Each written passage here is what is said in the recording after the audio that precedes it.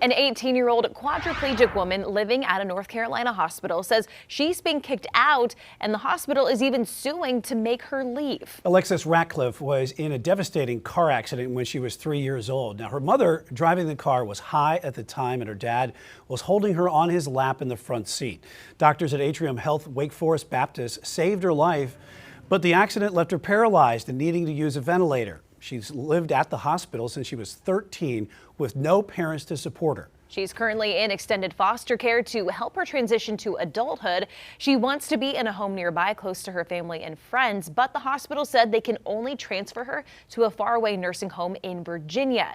She said no, and now the hospital is suing her for trespassing. Queen City News Chief Legal Analyst Khalif Froge is here to weigh in on this very complicated case. All right, so Khalif, you've read over this complaint. This all has to do with Medicaid, right? It does. I mean, the states have an obligation, and the NPR did a deep dive investigation on this years ago where they said states are failing folks across the country on providing health in situations like this. I mean, we have to start at the top. This is very unfortunate. Major accident. The hospital ends up saving her life, but then she has nowhere to go. She wants to stay here locally. She's been there her whole life. And so, yes, nobody wants to pay for this. And so when these extreme, really weird situations that don't fit in between the lines of like what a textbook says should happen, because our democratic process is just so slow, nobody can figure out how to figure this one out. And so the hospital's like, well, we need the room. We need the bed. We have to be able to provide services for other folks that are in this situation. You are supposed to be here on a temporary basis, not on a long-term basis.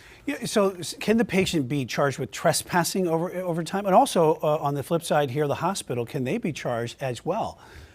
She can definitely be trespassed. I mean, the standard is pretty clear. If you're in a place that an individual has banned you from being in, so all they would have to do is say, listen, we're asking you to leave. They'd call law enforcement, and they would physically ban her from being in the property at that location at that time. And then her failure to leave would technically be trespassing. Do I think Atrium wants to go down that route?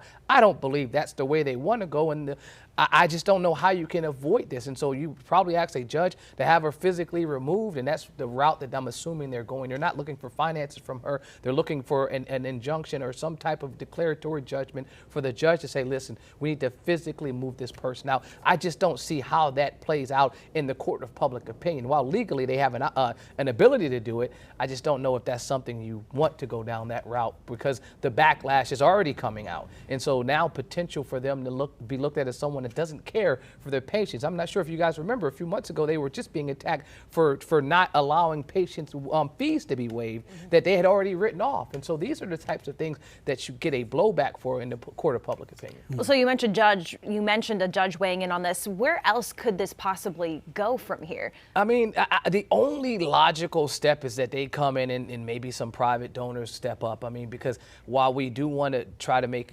talk about cutting down the cost of healthcare, right? This is an extreme outside the look thing, and she's on a ventilator. She's in round the clock 24-hour care. There is an underlining cost to that, and so while I am 100% appreciative to her desire to want to stay, I think unless they can come up with resources to find a way to keep her there, this unfortunately will end with a judge ordering that she'll have to leave. Yeah, just a really unfortunate and sad case that we're talking about there, Khalif. Thank you. And as for Khalif, you can catch his insight on a variety of topics as our evening news continues. Tonight, coming up at 5, a school in Texas didn't violate the state's Crown Act by suspending a black student for his hairstyle. Khalif weighs in on a judge's new ruling and the precedent it sets. And at 6, the secretive relationship between a South Carolina man and a black transgender woman is the focus of the nation's first federal trial over an alleged hate crime based on gender identity. The chain of events that led to a murder charge. Queen City News, the only TV station in Charlotte with a full-time lawyer on our news staff.